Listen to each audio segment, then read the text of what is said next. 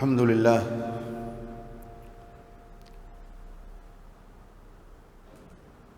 لله الذي لم يلد ولم يولد ولم يكن له كفوا أحد. أشهد أن لا إله إلا الله وحده لا شريك له،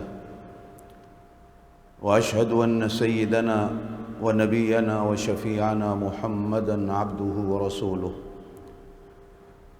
صلى الله عليه وعلى آله وأصحابه. أما بعد، أعوذ بالله من الشيطان الرجيم. بسم الله الرحمن الرحيم. أذن للذين يقاتلون بأنهم ظلموا وإن الله على نصرهم لقدير. صدق الله العظيم. اللهم صل على محمد وعلى آل محمد كما صليت على إبراهيم وعلى آل إبراهيم إنك حميد مجيد.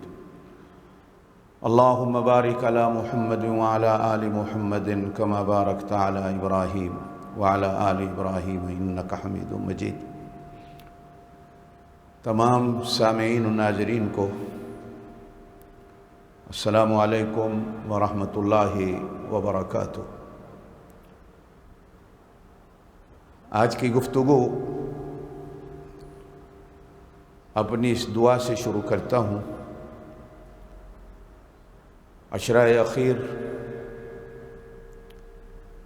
جو نچوڑ ہے پورے رمضان المبارک کا، ہمارے سروں پہ بعض جگہ آج رات سایہ فگن ہو جائے گا، بعض ملکوں میں کل سے ہوگا. جو جہنم سے آزادی کا ہے، اللہ پاک ہر مسلمان کو جہنم سے آزادی نصیب فرمائے اور جنت ہی نہیں بلکہ جنت الفردوس میں محض اپنے فضل و کرم سے داخلہ نصیب فرمائے. ہمارے وہ بہن بھائی جو ابھی تک اس مہینے کی رحمتوں سے محروم ہیں، اللہ پاک ان کو بھی اس مہینے کی رحمتوں کا حصہ نصیب فرمائے. بعض احادیث میں دین اسلام کی بنیاد 5 چیزوں پر بیان کی گئی ہے: شہادتین، نماز، زکوٰۃ، روزہ،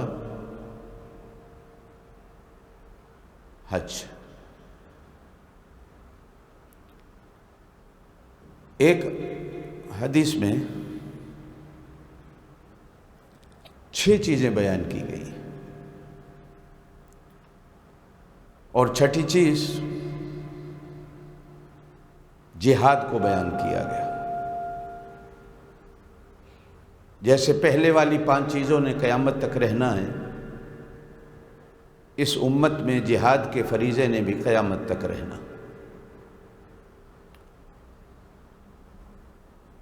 اور ایک اور حدیث میں ایک اور چیز بھی دین اسلام کی بنیاد کہی گئی ہے، اور وہ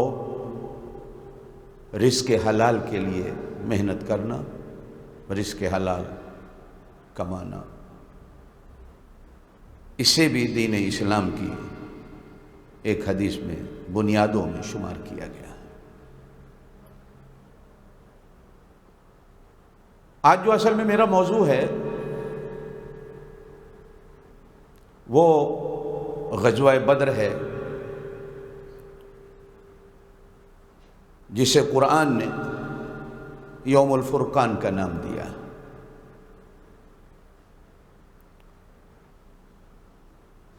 اور یہ رمضان المبارک بھی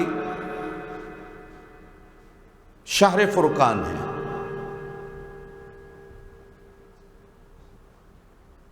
یہ حق اور باطل میں فرق کرنے والی چیزیں ہیں. اور بعین اسی طرح روزہ بھی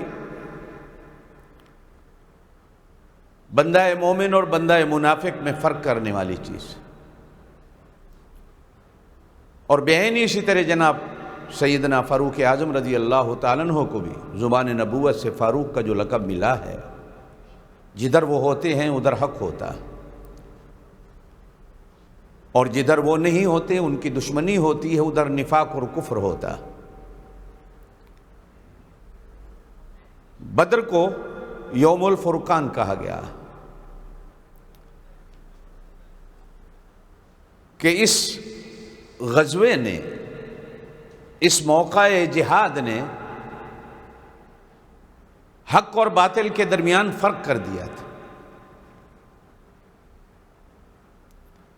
جہاد کیا ہے؟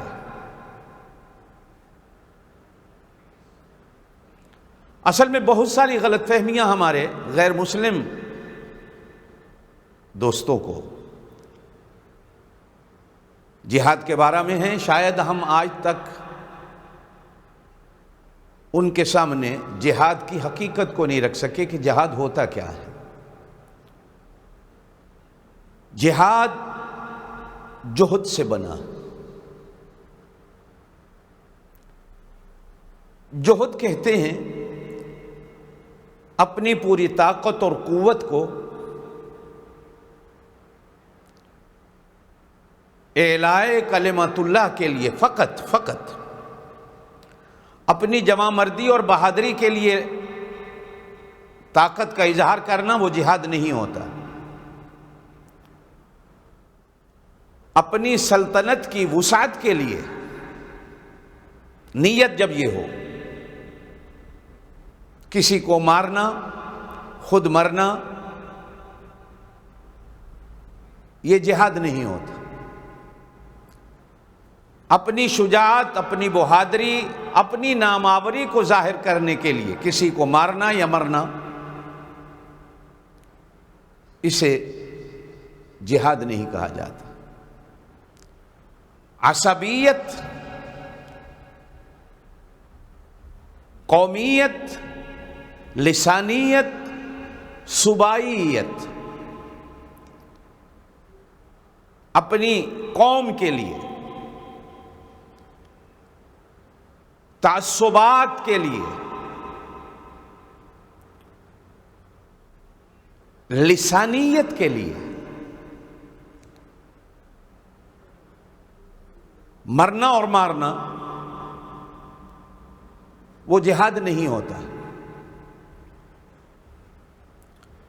جہاد خالصتاً اللہ کا بول بالا کرنے کے لیے اپنی طاقت کو، مال کو پانی کی طرح بہا دینا، اسے اسلام میں جہاد کہا جاتا ہے۔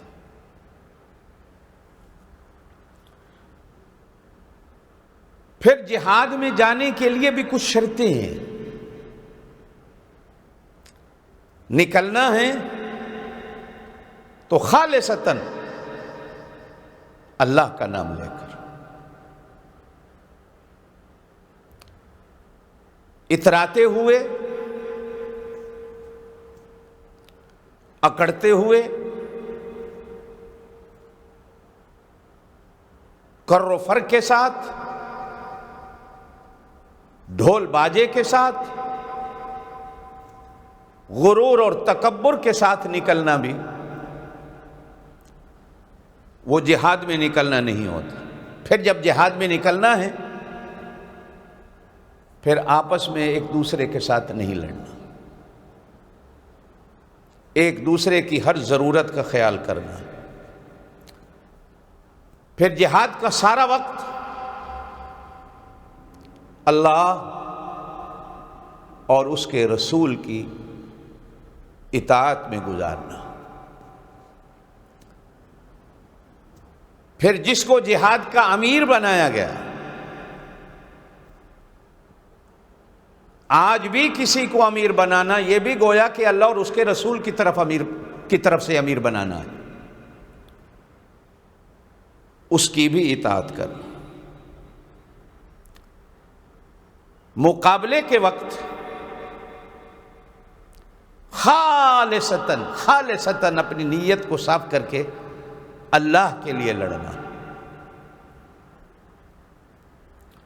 اور اس میں ثابت قدم رہنا، پیٹھ نہیں دکھانی، ثابت قدم رہنا، اور ثابت قدم رہنے کی بھی اللہ سے دعا کرنی ہے۔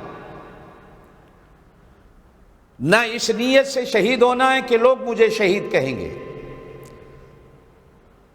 اور نہ اس نیت سے بہادری کو دکھانا ہے کہ لوگ مجھے غازی کہیں گے۔ دونوں مقامات پر نیت یہ ہو کہ میرا اللہ مجھ سے راضی ہو جائے، اور لڑتے وقت بھی اللہ کے ذکر میں مشغول رہنا۔ مدد اور نصرت اسی سے مانگنی،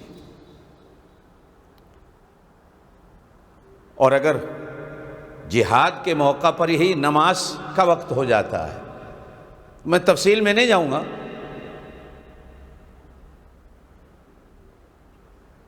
اسے بھی ادا کرنا ہے۔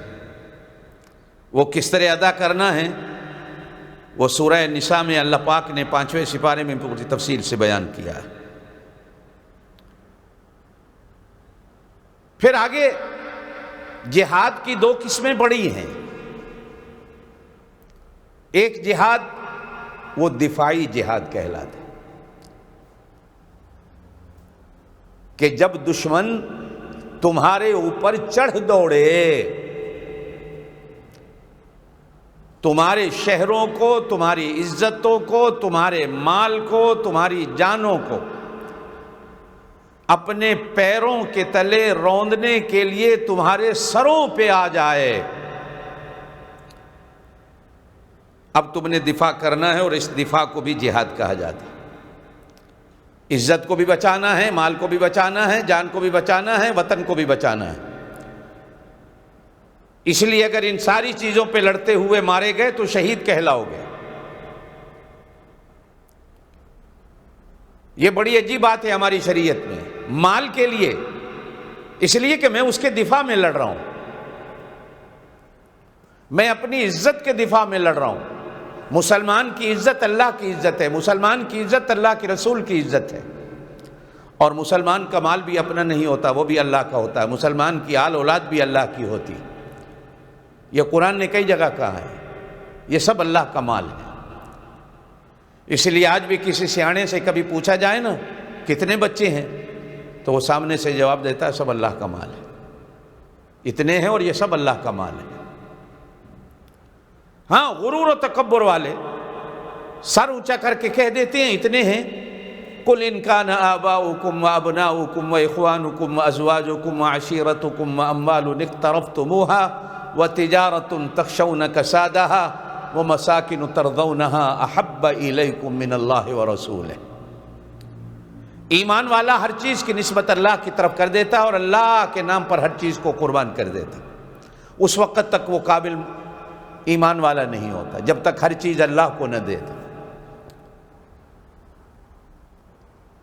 اور ایک جہاد اقدامی ہوتا ہے،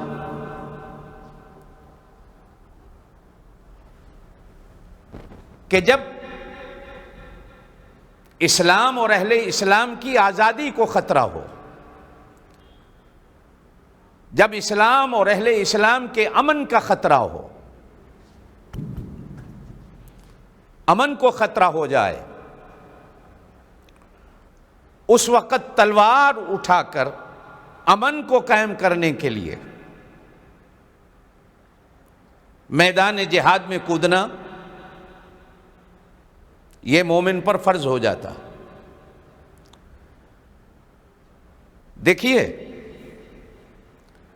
کبھی کبھی انسان کے جسم پر پھوڑا پھنسی نکل آتی ہے، تو اس کے علاج کے کئی طریقے ہیں۔ ایک طریقہ تو یہ ہے کہ مرہم پٹی ہو جائے،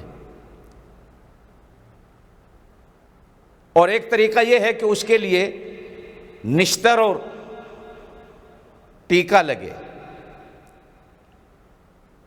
اور تیسرا طریقہ ہوتا ہے کہ ڈاکٹر پھر اس عضو کو کاٹ دیتا۔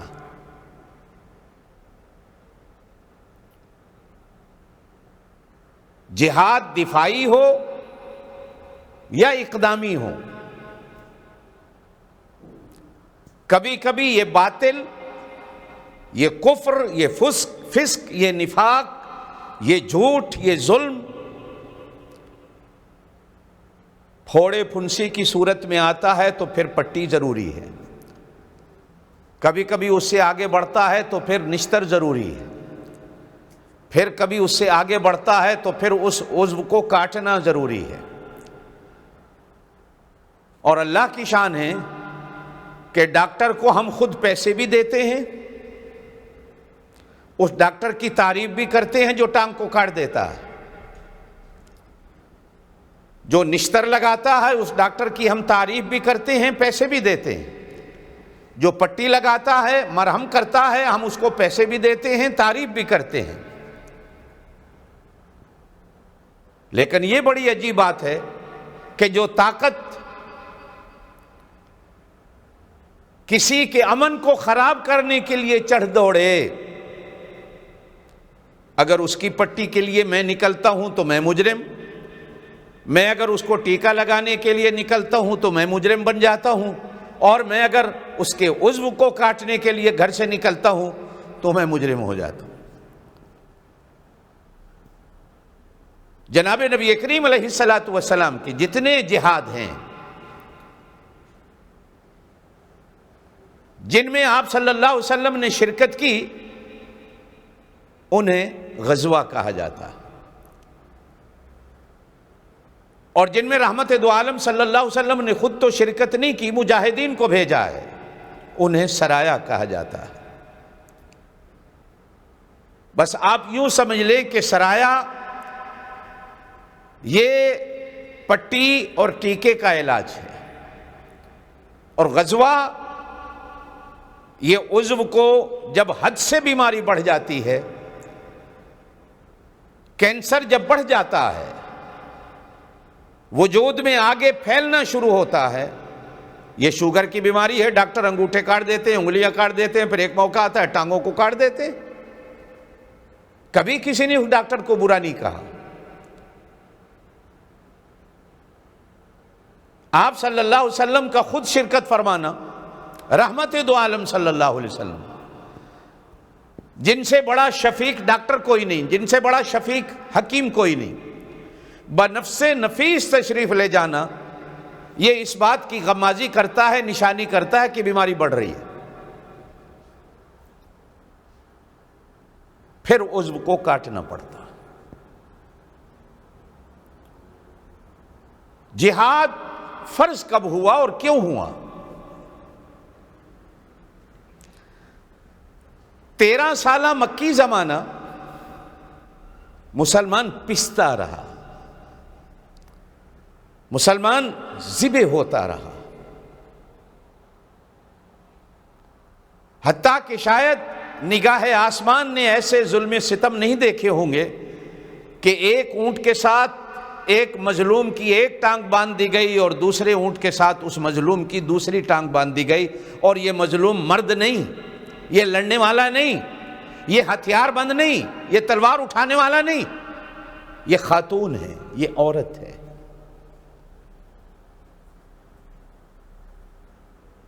جس پر دنیا کی کوئی جنگ بھی، آج کی جنگیں بھی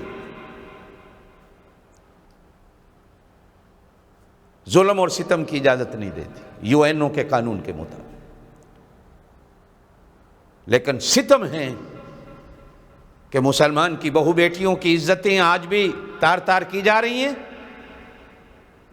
مسلمان بہو بیٹیوں کو گولیوں سے ان کے سینے چھلنی کیے جا رہے ہیں، کشمیر میں، فلسطین میں کوئی پوچھنے والا نہیں۔ ہاں، اگر یورپین ملکوں میں کہیں ہو جاتا یا غیر مسلم ملکوں میں کہیں مسلمانوں کے ہاتھوں سے یہ چیز ہو جاتی تو پھر وہ طوفان بدتمیزی میڈیا کھڑا کرتا اور وہ UN کی قراردادیں پاس ہوتی، الامان والحفیظ، چونکہ مسلمان کا خون سستا ہے، ایک اونٹ کے ساتھ خاتون کی ایک ٹانگ کو باندھ دیا گیا، دوسرے اونٹ کے ساتھ دوسری ٹانگ کو باندھ دیا گیا، ایک اونٹ کو ادھر بھگایا گیا، دوسرے اونٹ کو ادھر بھگایا گیا، درمیان میں نیزہ مار کر جسم کے ایسے ٹکڑے کیے گئے کہ ایک ٹکڑا ادھر والا اونٹ لے کے جا رہا ہے اور ایک ٹکڑا ادھر والا اونٹ لے کے جا رہا ہے۔ درختوں کے پتے کھانے پر مجبور کیا گیا، درختوں کے پتے۔ خود جناب نبی کریم علیہ الصلوۃ والسلام اپنی آل اولاد کے لیے شام کو جھولیوں میں درختوں کے پتے لاتے تھے اور اپنے بچوں کو وہ کھلائے جاتے تھے۔ جب شاب ابی طالب کے اندر یا شاب بنی عامر میں آپ کو 3 سال تک نظر بند کیا گیا، 13 سال تک، حتیٰ کہ مسلمان دوسرے ملک کی طرف ہجرت پہ مجبور ہوا، پیچھے سے کفر کی طاقتیں اس ملک میں بھی پہنچی کہ یہ ہمارے بھاگے ہوئے بھگوڑے تمہارے ملک میں آئے ہیں، ہمارے حوالے کر دو۔ یہ تو اللہ بھلا کرے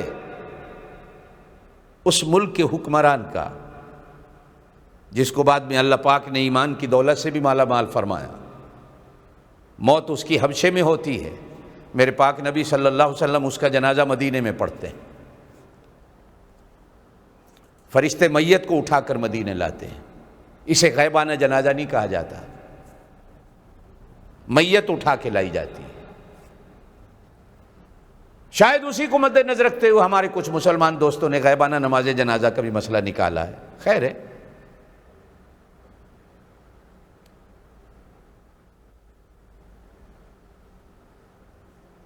جب مدینے میں 13 سال کے بعد صحابہ پہنچتی ہیں، 13 سال کے بعد،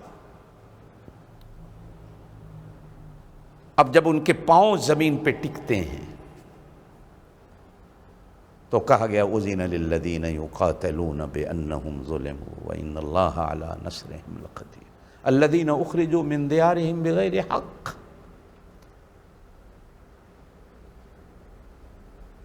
ناحق جن کو ان کے گھروں سے نکالا گیا، ان کا جرم کیا تھا؟ یہ بھی قرآن کہتا ہے،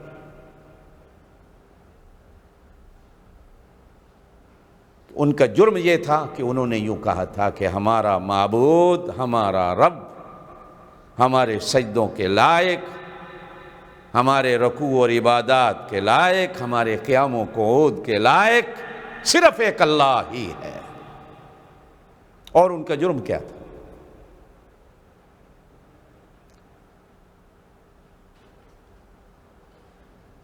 آج بھی مسلمان کا جرم کیا ہے؟ کشمیر والوں کا جن کو مارا جا رہا ہے۔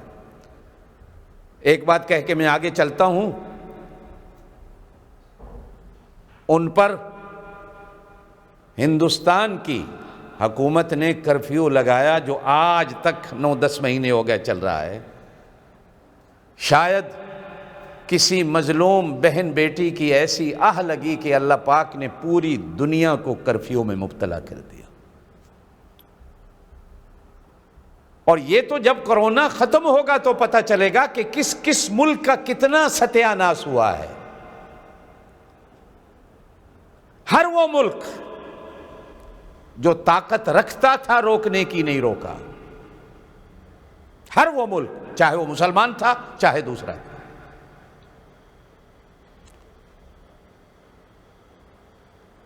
سب کو اس بیماری نے اپنی لپیٹ میں لیا۔ آج بھی 2 علاج ہیں اس بیماری سے بچنے کے، بتا دیتا ہوں۔ اگر طاقتیں کر سکتی ہیں، وہ طاقتیں مسلمان کی ہوں یا کافر کی ہوں، ایک، کشمیر کا کرفیو اٹھوا دو، ان مظلوموں کی داد رسی کرو، شاید اللہ پاک اس کی وجہ سے یہ ساری دنیا کا کرفیو ختم کرا دے۔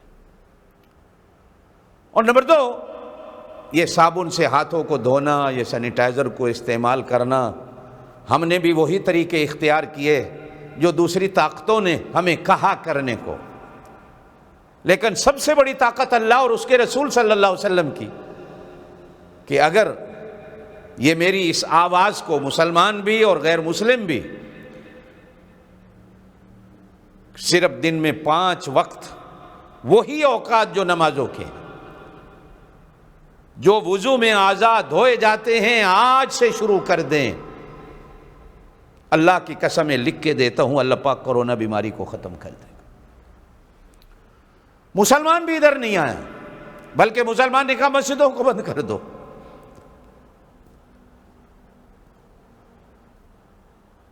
جمعے کے اجتماعات بند کر دو, نماز تراویح کو بند کر دو, مساجد کو بند کر دو. مسلمان مرتا کیا نہ کرتا, حکومتوں کے رحم و کرم پر بیچارہ مسلمان بھی ایسا مجبور ہوا, اس لیے کہ آج مجبور کا ساتھ دینے والا کوئی نہیں, ہر کوئی ظالم کا ساتھ دینے والا. اب جب یہ مدینے پہنچتے ہیں, جب ان کے پاؤں جمتے ہیں, تو اب اللہ پاک ان کو کہتا ہے کہ اب ہاتھ میں لاٹھی اٹھاؤ. جس کے ہاتھ میں تلوار ہے تلوار اٹھا لے, جس کے ہاتھ میں لاٹھی ہے لاٹھی اٹھا لے. اور بعض تو ایسے بھی تھے کہ جن کے ہاتھوں میں اللہ کے رسول صلی اللہ علیہ وسلم نے کھجور کی چھڑیاں پکڑا دی, سوکھی ہوئی ٹہنیاں پکڑا دی ہیں. تلواروں نے وہ کام نہیں کیا جو کھجور کی سوکھی ہوئی ٹہنیاں کام کر گئیں. آپ صلی اللہ علیہ وسلم کے جتنے غزوات ہیں, توجہ سے میری بات سنیے گا, ان میں سے 95% وہ غزوات ہیں جو آپ صلی اللہ علیہ وسلم نے دفاع میں کیے ہیں. مدینے کا دفاع, مسلمان کی عزت, مسلمان کی جان, مسلمان کے مال کی حفاظت, اس لیے کہ مدینہ مسلمانوں کی دھرتی تھا. ہائے کبھی وہ وقت تھا کہ آپ صلی اللہ علیہ وسلم مدینے پہنچے, رہنے کو جگہ نہیں تھی. ابو ایوب انصاری کے گھر میں مہمان بن کر رہے. پھر جب رہنے کی جگہ ملی تو خریدی گئیں. خریدنے کے لیے پیسہ بھی نہیں تھا, وہ بھی اسی دینے والے نے دیا جس کا آج تک اسلام پر قرضہ ہے. اور خود زبان نبوت نے ارشاد فرمایا کہ یہ قرضہ قیامت والے دن اللہ دے گا, اور وہ قرضہ دینے والا کوئی اور نہیں تھا, وہ اماں عائشہ کا ابا خلیفہ رسول حضرت ابوبکر صدیق رضی اللہ تعالیٰ عنہ تھے. اٹھائیے تاریخ کی کتابوں کو, اٹھائیے حدیث کی کتابوں کو. مسجد کی قیمت زمین کی کون دینے والا ہے, اور گھروں کی زمین کی قیمت دینے والا کون ہے؟ ایک ہی بندہ ملتا.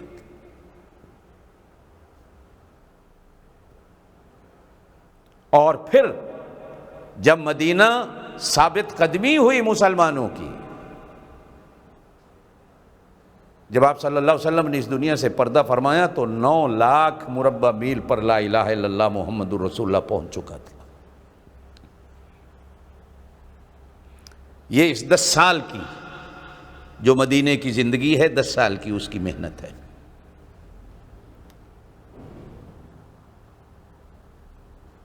اور یہ ہر جگہ اکثر غزوات, میں نے پہلے کہا کہ یہ دفاعی,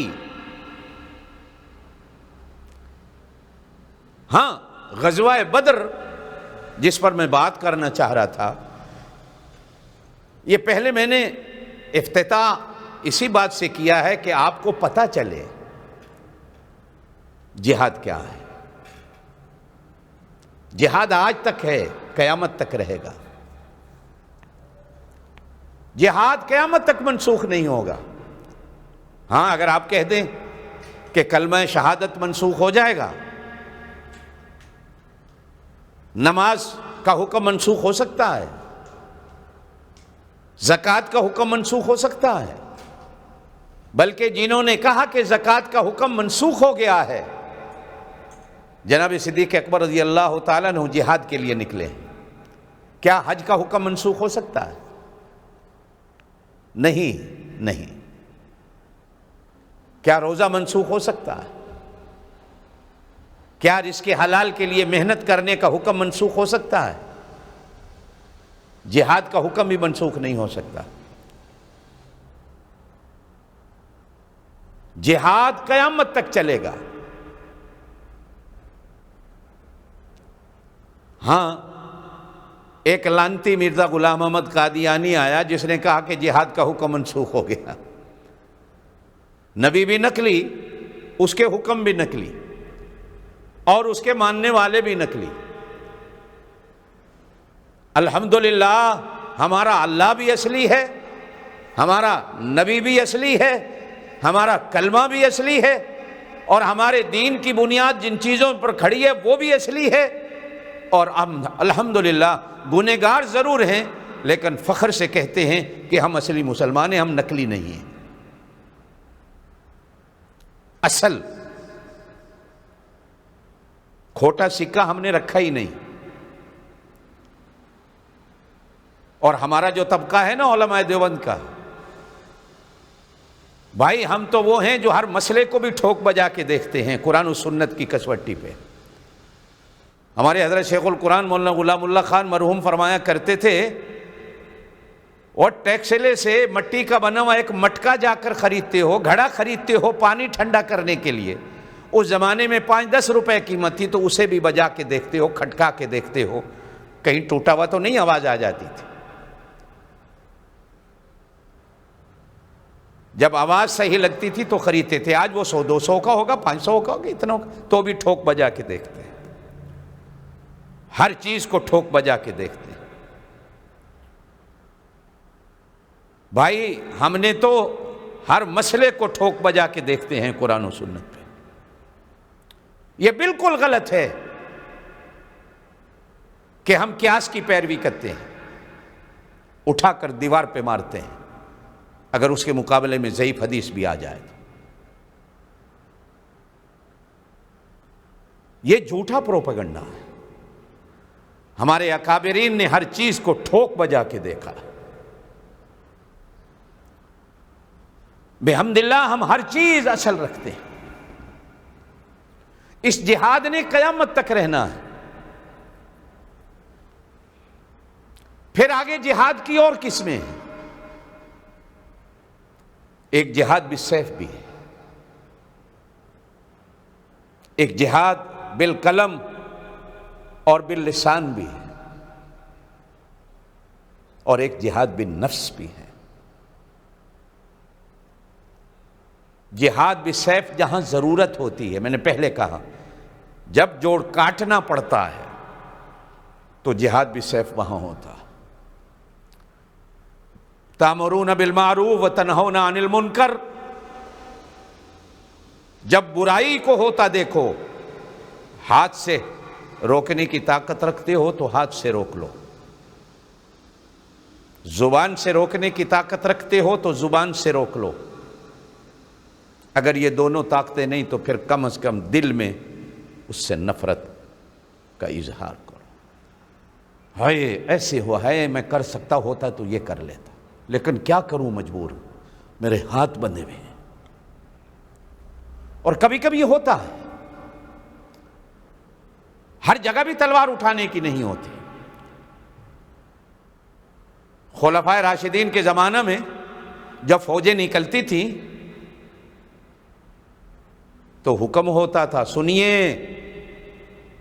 اسلام تلوار سے نہیں آیا، سنیے کہ جہاں جانا ہے پہلے ان پر دین کو پیش کرنا ہے، اسلام کو پیش کرنا ہے، کلمے کو پیش کرنا ہے۔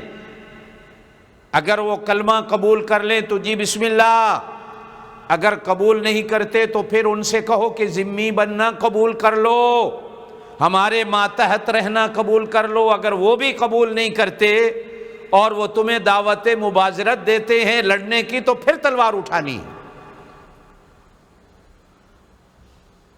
تاریخ نے یہ بات لکھی ہے کہ سمرقند فتح ہوا تو کچھ عرصے کے بعد سمرقند کے لوگ خلیفہ وقت کے پاس بغداد میں پہنچتے ہیں اور کہا گیا، شکایت کی گئی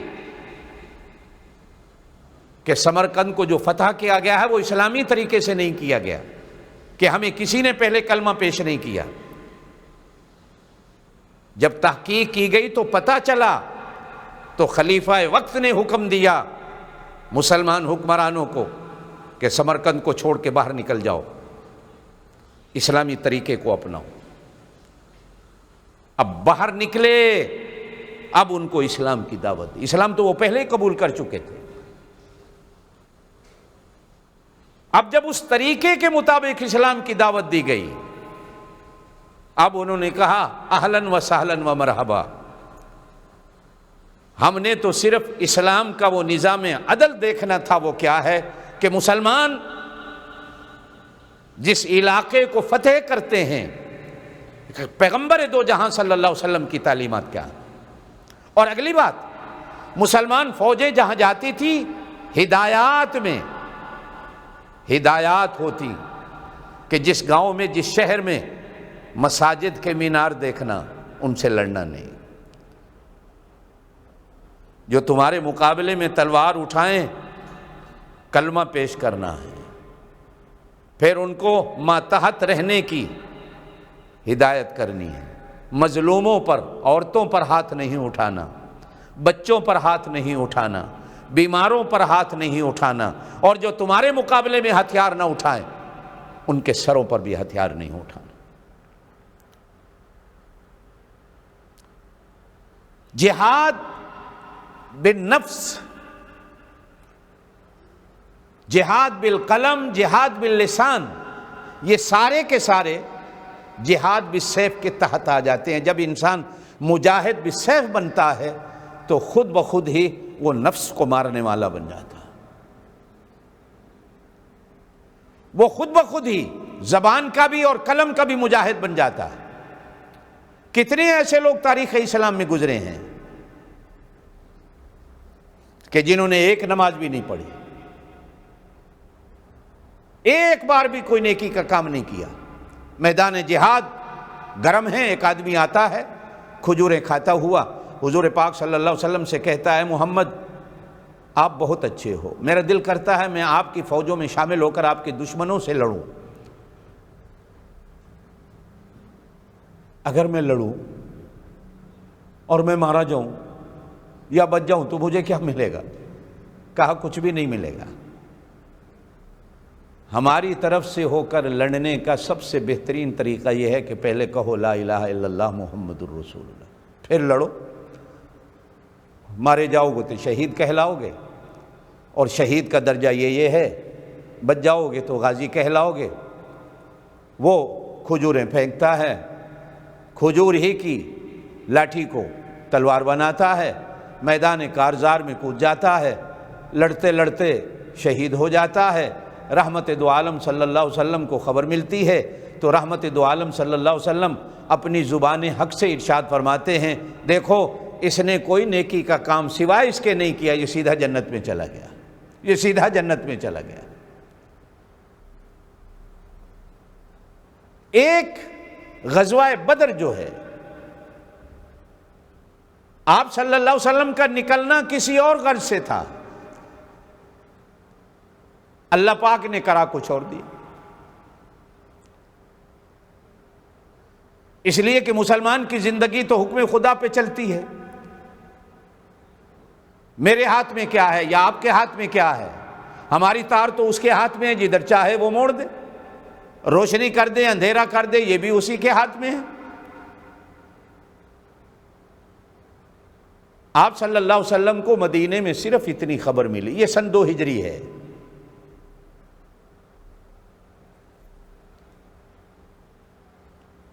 کہ ابو سفیان ملک شام سے بہت بڑا تجارت کا مال لے کر مکے آ رہا ہے، اور پورے مکے والوں کی پونجی اس سفر تجارت میں لگی ہوئی ہے.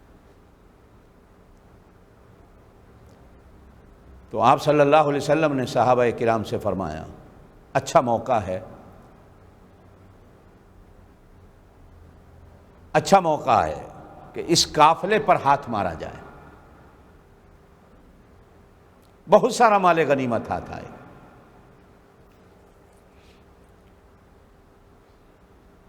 آپ صلی اللہ علیہ وسلم چونکہ جنگ کا ارادہ ہی نہیں تھا، جنگ کی نیت ہی نہیں تھی۔ اگر جنگ کی نیت اور ارادہ ہوتا تو پتہ نہیں مدینے سے اور کتنے نکلتے۔ 313 مدینہ پاک سے حضور پاک صلی اللہ علیہ وسلم کے ساتھ صرف اس غرض سے نکلتے، جس میں کہا گیا ہے کہ صرف 2 گھوڑے تھے، اور 313 ہیں اور 70 اونٹ ہیں۔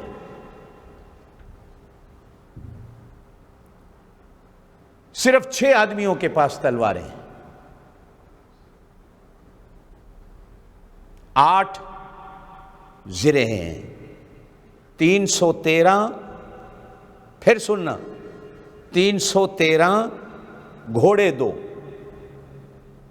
ایک حضرت زبیر کا اور ایک حضرت مقداد کا رضوان اللہ علیہم اجمعین۔ صرف یہ 2 مجاہد ہیں نکلنے والے جن کے پاس گھوڑے ہیں۔ بندے 313، اونٹ 70، اور ایک ایک اونٹ پر 3 آدمی باری باری۔ جو اونٹ جناب نبی کریم علیہ السلام کے حصے میں آتا ہے حضرت ابو لبابہ اور حضرت علی کرم اللہ وجہ، اور جناب نبی کریم علیہ السلام منزل بمنزل باری باری۔ رمضان المبارک کی 10 تاریخ کو حضور پاک صلی اللہ علیہ وسلم مدینے سے نکل رہے ہیں، اور صرف 6 تلواریں تھیں۔ بندے کتنے؟ 313۔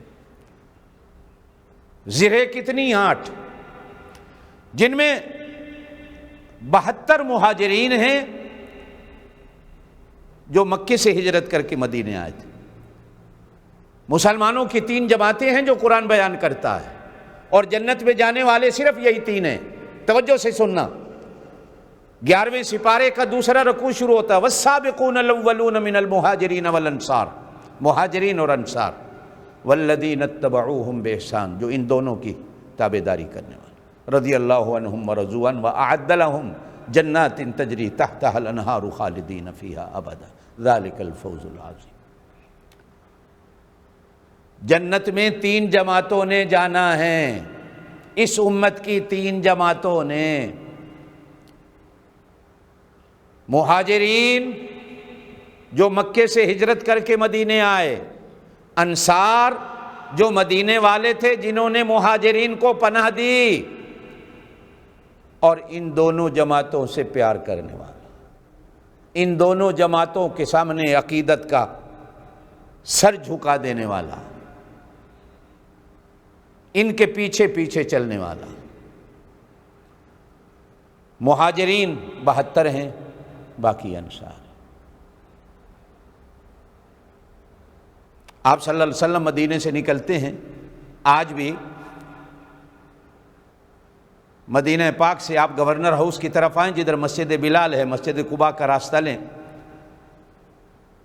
تو قباء کے راستے کی طرف نہیں مڑیے، آپ گورنر ہاؤس کی طرف ادھر آئیے جدھر ترکوں کا بنایا ہوا آج بھی پرانا ریلوے اسٹیشن ہے مدینہ پاک، بالکل اب اس کے اندر مسجد ہے، تالا لگا ہوا ہے۔ یہاں آ کر آپ صلی اللہ علیہ وسلم نے اپنے سپاہیوں کو گنا ہے، سپاہیوں کو ہدایات دی ہیں، سپاہیوں کی صفوں کو تیار کیا ہے، جن میں بچے بھی تھے۔ آپ نے بچوں کو کہا واپس چلے جاؤ، کچھ بچے واپس چلے گئے۔ 2 بھائی، ایک 15 سال کا ایک 13 سال کا، اپنی ایڑیوں کے بل ایسے کھڑے ہیں۔ آپ صلی اللہ علیہ وسلم نے مسکرا کر 15 سال والے کو قبول کیا، 13 سال والے سے کہا کہ گھر چلے جاؤ۔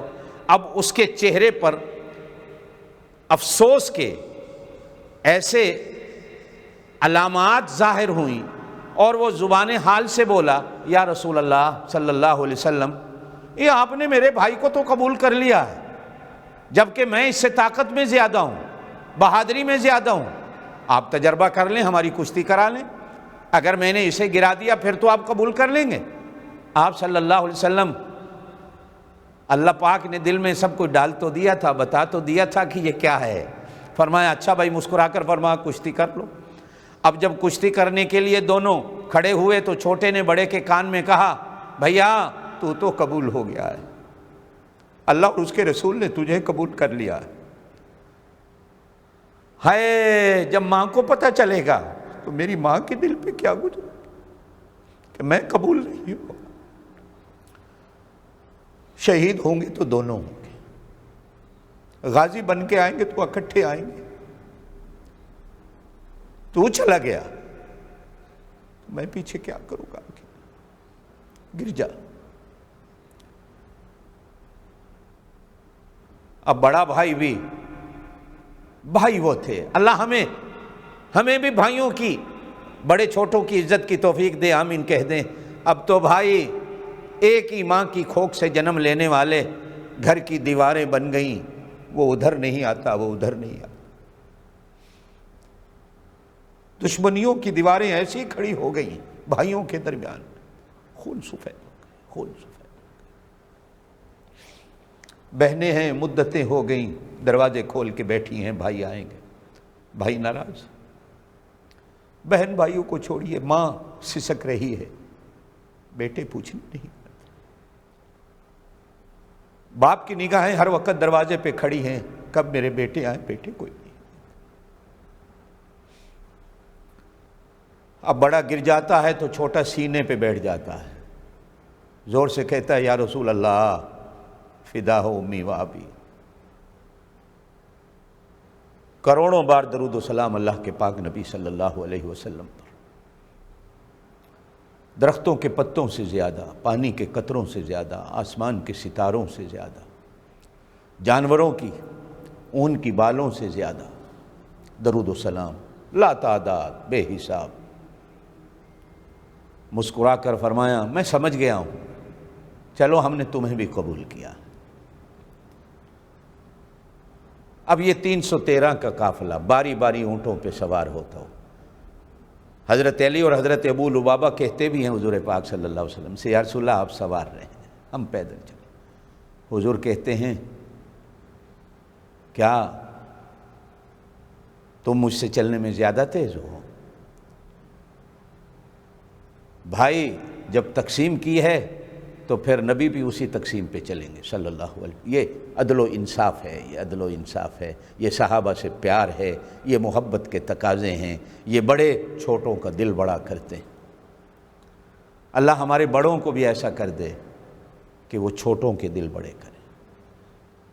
آج کل کے تو بڑے خود ہی بڑے رہنا چاہتے ہیں موت تک، وہ چاہتے ہی نہیں کہ چھوٹے آگے بڑھیں، ورنہ یہ سنت نبی ہے، یہ سنت نبی ہے کہ چھوٹوں کو آگے کرو، حوصلہ افزائی۔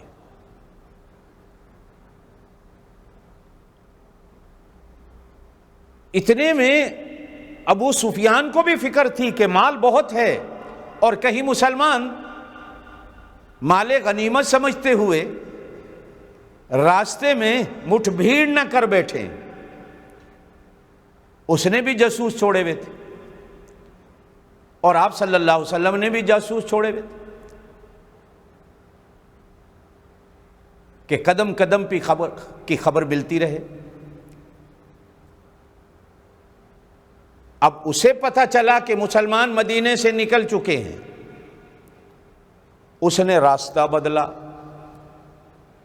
اور راستہ بدلنے کے ساتھ ہی مکے کی طرف گھوڑ سوار دوڑا دیے کہ مکے والوں کو جا کر کہو کہ اٹھو اور نکلو، تمہاری جو پونجی اس مال تجارت میں لگی ہوئی ہے مسلمان کہیں مال غنیمت سمجھ کر لے نہ جائیں۔ اب یہ پیغام مکے بھی پہنچ گیا، مکے والے بھی نکل کھڑے ہوئے۔ اب ابو جہل ایک ایک گھر میں گھومتا ہے، 1000 آدمی کو ڈھول باجے کے ساتھ، کرو فرق کے ساتھ، تلواروں کے ساتھ اور نیزوں کے ساتھ اور بمائے عورتوں کے، سوائے ابو لہب کے کسی بڑے کو مکے میں ابو جہل نے نہیں رہنے دیا، حتیٰ کہ امیہ بادل نخاستہ نکلا، اسے خبر ملی ہوئی تھی، کہ مسلمانوں کے نبی نے یہ خبر دے رکھی ہے کہ یہ مسلمانوں کے ہاتھوں مارا جائے گا، وہ مکے سے نکلتا ہی نہیں تھا، اور وہ کہتا تھا کہ محمد کی بات سچی ہے، میں مارا جاؤں گا، لیکن ابو جہل نے اسے بھی نکالا۔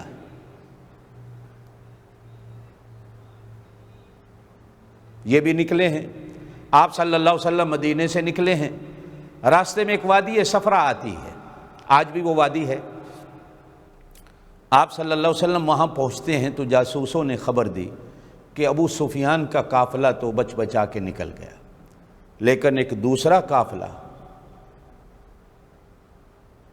مدینے پر اور اہل مدینے پر حملہ کرنے کے لیے مکے سے نکل چکا ہے۔ اب یہ صورتحال بدل گئی ہے۔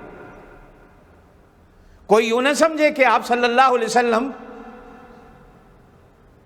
مدینے سے صرف لڑنے کے لیے نکل رہے ہیں، اگر لڑنے کے لیے نکلتے ہوتے تو تلواریں ہوتی، ہتھیار ہوتے، پھر مدینے میں پیچھے رہتا بھی کوئی نہیں۔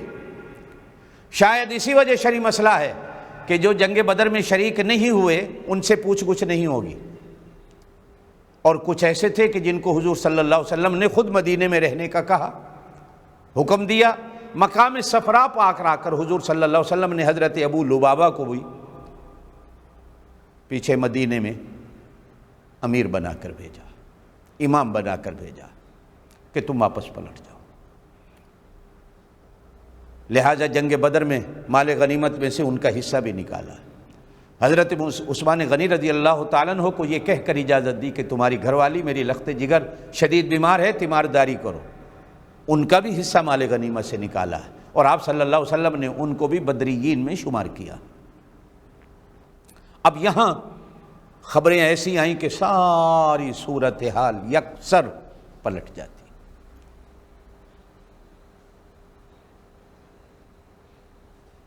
اب اللہ پاک کی طرف سے بھی وحی آئی کہ میرا محبوب نکلے تو تم کسی اور وجہ سے تھے، اب میں نے چاہا ہے، اللہ کہتے ہیں میں نے چاہا ہے کہ کفار سے مٹھ بھیڑ ہو جائے، ایک قتال ہو جائے، ایک جہاد ہو جائے، اور میں تمہاری مدد و نصرت کو آسمان سے فرشتے اتاروں گا۔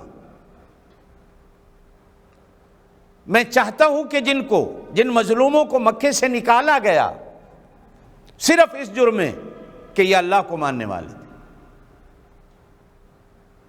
ستایا گیا، مارا گیا، ٹکڑے کیے گئے، ان کے دیکھتی ہوئی آگ کی انگاروں پر انہیں لٹایا گیا، گرم گرم پتھروں کی سلہوں پر ان کے جسموں کو جھلسایا گیا، پیروں میں رسیاں ڈال کر گھسیٹا گیا، درختوں کے پتے کھانے پر مجبور کیا گیا۔ میں چاہتا ہوں کہ آج تلواریں نہ سہی، یہ کھجوروں کی ٹہنیاں لے کر، لکڑیاں لے کر میدان میں آ جائیں،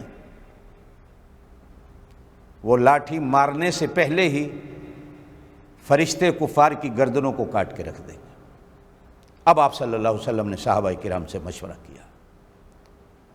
میرا پاک نبی وہ ہے صلی اللہ علیہ وسلم جو قدم قدم پر، حالانکہ وحی بھی آتی ہے پھر بھی صحابہ سے مشورہ ہوتا، اس لیے کہ صحابہ ہی تو تھے جو رازدان نبوت تھے، منشا کو جانتے اور سمجھتے تھے۔ اب آپ صلی اللہ علیہ وسلم نے صحابہ سے مشورہ کیا مقام صفرا پہ بیٹھ کر۔ میں کئی بار اس وادی میں گیا ہوں صرف اسی غرض سے، اور اسی وادی کے قبرستان میں حضرت ابو ذر غفاری رضی اللہ تعالیٰ عنہ کی قبر ہے۔ 2-4 بار اس مرد کلندر کی، جسے کلندر کہا جاتا ہے، آپ کے ہاں اور میرے ہاں تو دنیا میں، ہند و پاک کی دنیا میں کلندر کچھ اور ہوتے ہیں، لیکن اصل کلندر وہ تھے۔ اللہ پاک نے وہاں بھی حاضری کی توفیق دی۔ بڑوں کی قبروں پہ ہم جاتے ہیں، لیکن ہمارے جانے کا طریقہ کچھ اور ہوتا ہے کہ ہم کچھ لے کے آتے ہیں، ہم اپنے ایمان کو ضائع کر کے نہیں آتے۔ شرک و بدعات سے اپنے دامن کو بچاتے ہوئے شرک و بدعات سے اپنے دامن کو بچاتے ہوئے ان کے لیے دعائے مغفرت بھی ہوتی ہے، اور ان کی کے لیے دعائے مغفرت کے صدقے میں اللہ پاک ہمارے سینوں اور دلوں کے اندر بھی اولیاء کی محبت، علماء کی محبت اور ان کے نقش قدم پہ چلنے کا ایک جذبہ اللہ پاک عطا کر دیتے۔ بحمدللہ ہم کچھ ضائع کر کے نہیں آتے، اور جانا چاہیے۔ آپ صلی اللہ علیہ وسلم نے اجازت دی ہوئی ہے، خواتین کے لیے ہے، سن لیں میری بہنیں میری بیٹیاں، سن لیں، راضی ہوں ناراض ہوں، مانے نہ مانے آپ کی مرضی۔ آپ صلی اللہ علیہ وسلم نے فرمایا لعنت ہوتی ہے ان عورتوں پر جو قبروں کی زیارتوں کو جاتی ہیں۔ بس میں اس سے آگے کچھ نہیں کہتا، وہ لعنت کی مستحق بن جاتی۔ آپ صلی اللہ علیہ وسلم نے صحابہ کرام سے مشورہ کیا۔ سب سے پہلے حضرت ابوبکر صدیق اٹھتے ہیں، پھر حضرت عمر اٹھتے ہیں، حضرت مقداد اٹھتے ہیں۔ یا رسول اللہ صلی اللہ علیہ وسلم، ہم نے آپ کے ہاتھوں پہ ہاتھ رکھ کر بیعت کی ہوئی ہے۔ کس کی؟ جان کی، مال کی، عزت کی، آبرو کی۔ ہم موسیٰ علیہ السلام کی قوم نہیں ہیں کہ حکم جہاد کے وقت وہ یوں کہہ دے کہ موسیٰ تو جا اور تیرا رب جائے، دونوں لڑو، ہم یہاں بیٹھے انتظار میں، اِنَّا ہَاہُنَا قَاعِدُونَ، ہم یہاں بیٹھے انتظار میں ہیں، جب جیت کے آؤ گے تو تمہاری جے کے نعرے لگا دیں گے۔ آپ صلی اللہ علیہ وسلم نے تینوں کی بات سن کر چہرے پر اطمینان کا اظہار ہوا، لیکن پھر بھی فرمایا کو اور اٹھے۔ تو حضرت سعد بن معاذ رضی اللہ تعالیٰ انصاری صحابی اور قبیلے کے سردار کھڑے ہوتے۔ عرض کی اللہ کے رسول صلی اللہ علیہ وسلم میں سمجھ گیا کہ آپ چاہتے کیا ہیں۔ آپ چاہتے ہیں کہ انصار بولیں تو سنیے، آپ اگر ہمیں یوں کہیں گے نا کہ سمندروں میں کودنا ہے تو ہم سمندروں میں کود جائیں گے، اس لیے کہ ہم نے آپ کے ہاتھ میں ہاتھ دے کر جانوں کا سودا کیا ہے۔ ان اللہ اشتری من المؤمنین انفسهم واموالهم بان لهم الجنہ، ہم تو اپنی جانوں کا سودا اللہ کے ہاتھ کر چکے ہیں۔ اب آپ صلی اللہ علیہ وسلم نے صحابہ کرام کے سامنے صورتحال رکھی، وحی میں یوں آیا ہے کہ اللہ مدد و نصرت فرمائے۔ کچھ کے دل میں خیال آیا ہوگا کہ ہم نکلے تو کسی اور غرض سے تھے، اب غرض بدل گئی، لیکن نبوت کے سامنے، رسالت کے سامنے، یا ایھا الذین آمنوا لا تقدموا بین یدی اللہ ورسولہ، نہ کسی کو کہنے کی جرت تھی، نہ رائے دینے کی جرت تھی، نہ مشورہ دینے کی جرت تھی۔ اب اتنے میں پتہ چلا کہ ابو جہل کا قافلہ بدر میں آ چکا ہے۔ اب بجائے اس کے کہ آپ صلی اللہ علیہ وسلم وہاں انتظار کرتے یا مدینے پلٹ جاتے اور مدینے کے دفاع کے لیے مدینے سے باہر کھڑے ہوتے، نہیں، اب آپ نے اقدامی قدم اٹھائے کہ دشمن کیا خیال کرے گا کہ ہم مہاجر بن کے مدینے آئے ہیں، ہمارے پاس تلواریں نہیں، گھوڑے نہیں، اونٹ نہیں، تو کیا ہوا؟ ایمانی طاقت اور قوت تو ہے۔ اب دشمن نے آ کر میدان بدر میں اچھی جگہ پر قبضہ کر لیا۔ مسلمان بدر میں پہنچے تو ریت والی جگہ ملی، اب نہ گھوڑے ٹک رہے ہیں، نہ اونٹ ٹک رہے ہیں، نہ اپنے پاؤں ٹک رہے ہیں، اور جو چٹیل زمین تھی، میدان تھا، اللہ کبھی آپ کو بدر لے جائے۔ پرانے وقتوں میں جب حاجی مدینہ پاک جاتے تھے تو رہبک سے ہوتے ہوئے یہ بدر اور مستورہ کا علاقہ، یہاں بسیں کھڑی ہوتی تھیں، ہوٹل تھے، کھانا کھایا جاتا تھا، آرام ہوتا تھا، زیارت ہوتی تھی۔ مستورہ میں مچھلی بڑی اچھی ملتی تھی۔ بحمدللہ 1979-80 میں میرا جانا ہوا تو اس وقت بھی اللہ پاک نے میدان بدر کی کئی بار زیارت کی توفیق دی۔ اب جو ہے جب سے یہ 82-83 میں نیا روڈ مکے سے نکلا جس کو شارع ہجرت کہا جاتا ہے، اب یہ بدر سائڈ پہ ہو جاتا ہے، اب ادھر بدر جانا نہیں ہوتا۔ ہاں خصوصی کو گاڑی کرا لے تو بدر جانا ہوتا ہے، جا سکتے ہیں عمرے والے بھی حج والے بھی، لیکن خصوصی طور پر کبھی اجازت ہوتی ہے، کبھی پابندی لگ جاتی ہے۔ اب بھی وہ بدر کے کھنڈرات، اب بھی وہ ریت کے پہاڑ، اب بھی وہ چٹیل زمینیں اور میدان جہاد کا وہ جو میدان کا حصہ ہے، کوئی سمجھانے والا آدمی ہو، آپ کو بتانے والا ہو جو تاریخ سے واقف ہو، تاریخ اسلامی سے، کہ مارکا کس طرح گرم ہوا ہے، کدھر سے مسلمان آیا ہے اور کدھر سے کافر آیا ہے، اور مدد و نصرت کے لیے فرشتے کہاں اترے ہیں۔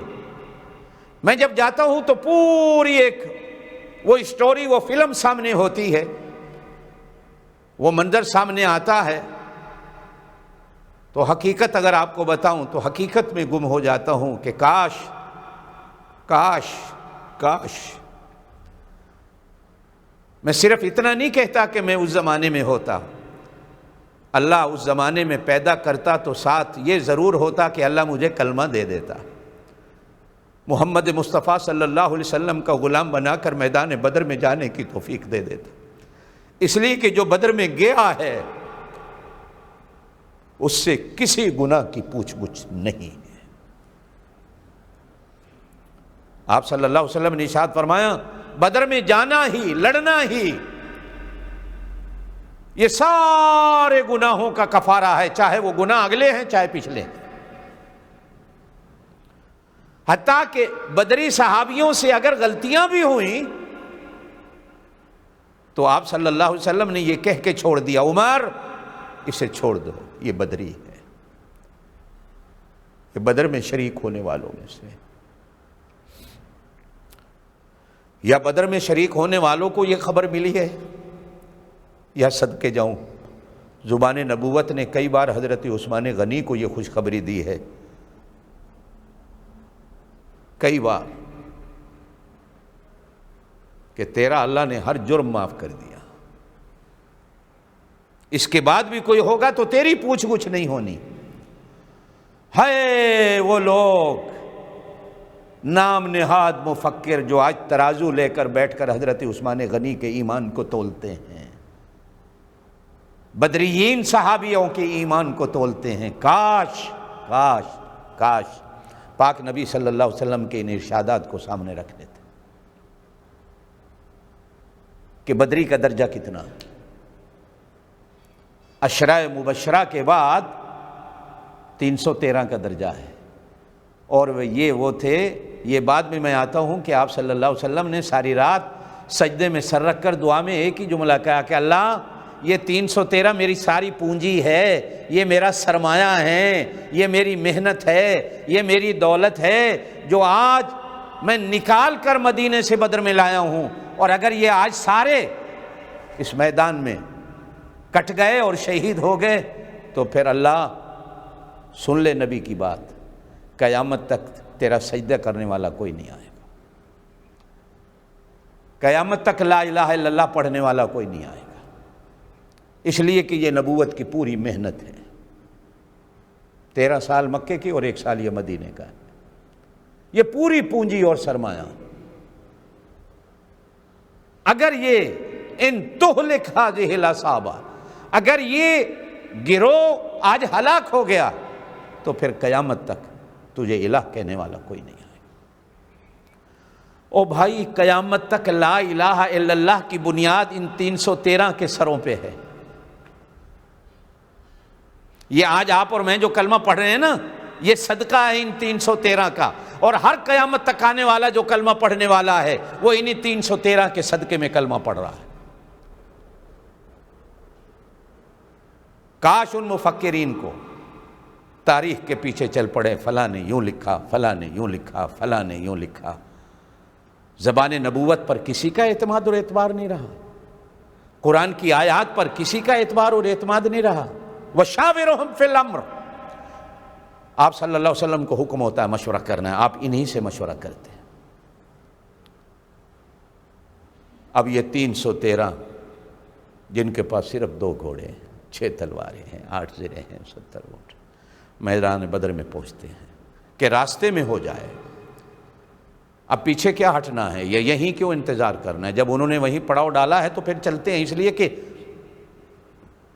نصرت کا وعدہ آ گیا اور حکم آ گیا ہے، چلنا ہے، صرف اسی کے سہارے چلے۔ اب بھی کوئی کہے گا کہ مسلمان تلوار لے کر نکلے تھے، ایک طرف ہزاروں ہیں، ایک طرف صرف 313 ہیں، تلواریں کتنی ہیں؟ صرف 2 ہیں۔ یارو کچھ تو سوچو، کچھ۔ اب ریتلی جگہ پر مسلمانوں کا پڑاؤ ہوتا ہے۔ اللہ قرآن میں فرماتے ہیں ہم نے تمہاری دلجوئی کے لیے پھر بادلوں کو کہا کہ بدر پر جا کر برسو، ریت کو ایسے نرم کر دو اور وہ جو چٹیل جگہ پر بیٹھے ہیں وہاں کیچڑ کر دو۔ ادھر کیچڑ ہو گیا، اب وہ بھاگ دوڑ میں، جانور بھی بھاگ دوڑ میں، عورتیں بھی بھاگ دوڑ میں، مسلمانوں کے پاؤں جم گئے۔ مسلمانوں نے پانی کو جمع کیا، اونٹوں کو پلانے کے لیے، 2 گھوڑوں کو پلانے کے لیے، اپنے وضو غسل کے لیے، پانی جمع ہو گیا۔ ہائے UN والو، مسلمانوں پر ظلم و ستم ہوتے ہوئے دیکھ کر خاموش ہونے والوں، رحمت دو عالم صلی اللہ علیہ وسلم نے اس مسلمانوں کے بارش کے جمع کیے ہوئے پانی سے دشمن کو بھی پانی لینے کی اجازت دی ہے۔ آپ نے روکا نہیں، دشمنوں نے بھی پانی لیا۔ یہ عجیب داستان ہے، عجیب۔ کوئی دنیا میں ایسا دکھاؤ گے رحمت والا نبی؟ یہ کہاں سے جھوٹے لے کے چلے آئے؟ جو میری بات کو سن رہا ہے لعنت بھیج دو، ایک بار کہہ دو اس مرزا غلام محمد قادیانی پہ لعنت ہو، اور اس کے ماننے والے، اس کی مدد کرنے والے، جتنے اس کی حمایت میں کھڑے ہونے، سب پہ ہزاروں لعنتیں ہو۔ ایسا رحمت والا نبی جب میرے گھر میں موجود ہے، میرے دل میں موجود ہے، میرے ملک میں موجود ہے، میرے وطن میں موجود ہے، میری اس 5 فٹ کی سرزمین میں موجود ہے، ارے میں کسی اور طرف کیوں دیکھوں؟ اللہ کی قسم ہے، اللہ کی قسم ہے، میں اپنے بزرگوں کے ایمان کی بات کروں۔ آج اگر مجھے حضرت موسیٰ بھی اپنی طرف بلائیں تو میں تو حضرت موسیٰ علیہ السلام کی طرف ایک قدم اٹھانے کو تیار نہیں، اس لیے کہ جب محمد مصطفیٰ جیسا نبی مجھے مل چکا تو میں حضرت موسیٰ کی طرف کیوں دیکھوں؟ بے شک دادا ہے ابراہیم علیہ السلام، میں ملت سے تعلق رکھتا ہوں ابراہیم علیہ السلام کی، لیکن اگر ابراہیم علیہ السلام بھی کہیں میرا کلمہ پڑھو تو میں ادھر دیکھنے کو تیار نہیں، اس لیے کہ اس سے بڑا سوہنا، اس سے بڑا کمال والا، اس سے بڑا جمال والا، اس سے بڑا کمال والا نبی اور کون ہو سکتا ہے؟ وہ سارے تو ان کے پیچھے کھڑے ہو کر نماز پڑھنے والے، دشمنوں کو بھی پانی دے۔ اب حضرت سعد بن معاذ کے مشورے سے آپ صلی اللہ علیہ وسلم کے لیے ایک چھپر بنتا ہے۔ 3 جھنڈے تھے، اور بھی ہوں گے، ایک جھنڈا حضرت مصعب بن عمیر کو ملا۔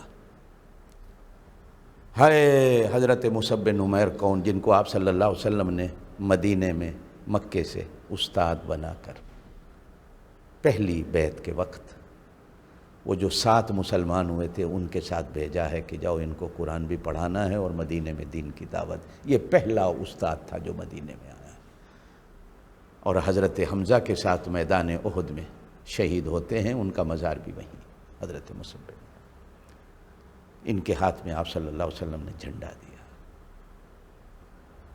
اور وہ جھنڈا کیا تھا؟ وہ جھنڈا کیا تھا؟ حالت یہ تھی، ام المومنین سیدہ عائشہ رضی اللہ تعالی عنہ کا دوپٹہ سر کی چنی تھی، سر کی چادر تھی۔ مسلمانوں کے پاس تو کپڑا ہی نہیں تھا جھنڈا بنایا جائے۔ اس بے سر و سامانی کی حالت میں اللہ پاک نے جہاد کا حکم دیا، اس بے سر و سامانی۔ رمضان کا مہینہ ہے، روزے ہیں، ہائے آج میرے اور آپ کے افطار کے دسترخوان پر ہزاروں اقسام کے کھانے، سحری کے دسترخوان پر ہزاروں قسموں کے کھانے۔ صحابہ کہتے ہیں جب جہاد کو مدینے سے نکلے ہیں تو راستے میں ایک ایک کھجور کا دانہ تقسیم ہوا، اور پھر کچھ دنوں کے بعد تو ایسا ہوا کہ ایک ایک کھجور کا دانہ 3 بندوں میں تقسیم ہوا۔ چوس کے دوسرے کو دے دو، وہ چوس کے تیسرے کو دیتا، روزہ کھولا گیا۔ میرے دسترخوان پر کیا ہوتا ہے، اور یہ انہی کا صدقہ ہے جنہوں نے کھجوریں چبا کر، چوس کر اللہ کے کلمے کو بلند کیا ہے، جن کے صدقے میرے گھر میں کلمہ ہے۔ میں ان کو چھوڑ دوں؟ ان پر ہزار تبرع اور لعنت نہ کروں جو مجھے کہتے ہیں ان کو چھوڑ دو۔ جن کو اللہ نے نہیں چھوڑا، جن کو مصطفیٰ نے نہیں چھوڑا، ارے وہ کیوں چھوڑتے؟ انہوں نے ان کو نہیں چھوڑا۔ جن کے لیے دعائیں کرنے کا حکم اللہ اپنے نبی کو دے، ان کے لیے دعا کرنی ہے۔ مجھے تیری دعائیں ان کے لیے اچھی لگتی ہیں۔ یہ مجھے کہتے ہیں ان کو چھوڑ دو، صحابہ کرام کو چھوڑ دو۔ میرے دین کی بنیاد صحابہ پہ کھڑی ہے، لا الہ الا اللہ کی بنیاد صحابہ پہ کھڑی ہے۔ اب تو میری بات کو سمجھے ہوں گے نا آپ کہ یہ نہتے کچھ بھی نہیں، حضرت عائشہ کا دوپٹہ آپ صلی اللہ علیہ وسلم کے لیے ایک اونچی جگہ پر ایک چھپڑ بنایا جاتا، درختوں کی ٹہنیاں کاٹ کر ایسے سایہ کر کے اس کے اوپر وہ جھنڈا لگایا جاتا۔ نیچے کوئی مصلی نہیں تھا، کوئی چٹائی نہیں تھی، کوئی کارپیٹ نہیں تھی، کچھ نہیں۔ جس نبی کی خاطر اللہ نے اس کائنات کی کارپیٹ کو بچھایا ہے، وہ نبی اس چھپڑ کے نیچے ایسے ہی بیٹھا ہے، ایسے ہی سجدے کیا۔ آج بھی اسی جگہ پر مسجد ہے جس کو مسجد عریش کہا جاتا۔ آج بھی بندہ جب جاتا ہے نا تو اللہ کی قسم کھا کے کہتا ہوں، جو جاننے والا سمجھنے والا، صرف سیر و سیاحت نہیں مقصد ہوتا، اس حقیقت کو ڈھونڈنے اور سمیٹنے بندہ جب نکلتا ہے، ان کے پیروں پہ جب انسان چلنا چاہتا ہے، ان کے ایمان کو اپنے ایمان کی کسوٹی سمجھتا ہے اور پہچان سمجھتا ہے، تو آج بھی شہیدوں کے لہو کی خوشبو آتی ہے۔ عجیب منظر ہوتا ہے۔ کئی بار اللہ لے گیا ہے، اللہ پاک آپ کو بھی لے جائے مسجد عریش، آپ کے لیے چھپڑ بنایا جاتا۔ عشاء کی نماز کے بعد آپ صلی اللہ علیہ وسلم صحابہ سے کہتے ہیں سو جاؤ۔ حضرت علی کہتے ہیں اللہ کی قسم جتنی نیند اس رات آئی ہے کبھی ایسی نیند نہیں آئی۔ 17 رمضان المبارک جمعے کا دن آتا ہے، آپ صلی اللہ علیہ وسلم نے فجر کی نماز جماعت سے پڑھائی ہے، اور نماز کے بعد آپ صلی اللہ علیہ وسلم نے ہدایات دی ہے۔ زندگی رہی تو انشاءاللہ تعالی اسی بات کو آگے بڑھاتے ہوئے کل کچھ باتیں عرض کروں گا۔ ہمارے ہاں افطاری کا وقت ہونے والا ہے۔ اللہ پاک آپ کو مجھے عمل کی توفیق دے۔ سبحان ربک رب العزت عما یصفون وسلام علی المرسلین والحمد للہ رب العالمین۔